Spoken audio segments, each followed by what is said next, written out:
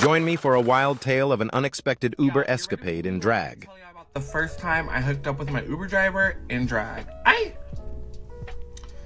So this happened about 5 years ago. I was leaving my gig at the Rail here in San Diego, California. Now, I know a lot of drag queens don't use pads, but I use hip pads, so my body was looking voluptuous.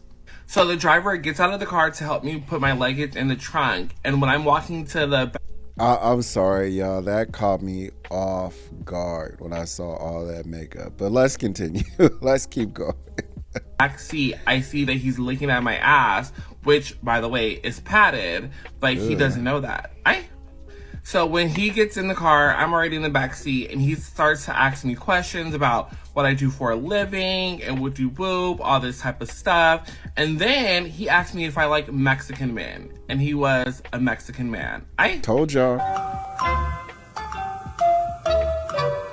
So I told him that I like all types of men, Mexican, Black, Asian, whatever.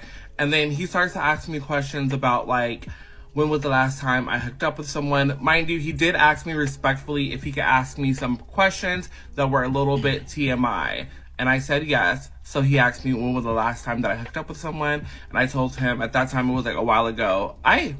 He then began to compliment me on my shape and my butt. And I had to let him know that it was hip pads.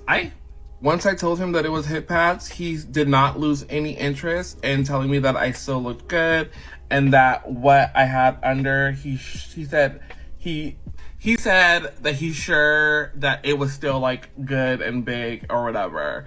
And I told him that it was whatever. So at that time, I used to post a lot of my pictures on Tumblr. So I told him, well, you know, I have some photos if you would like to see what I mean. So I showed him, and he automatically was like rock hard.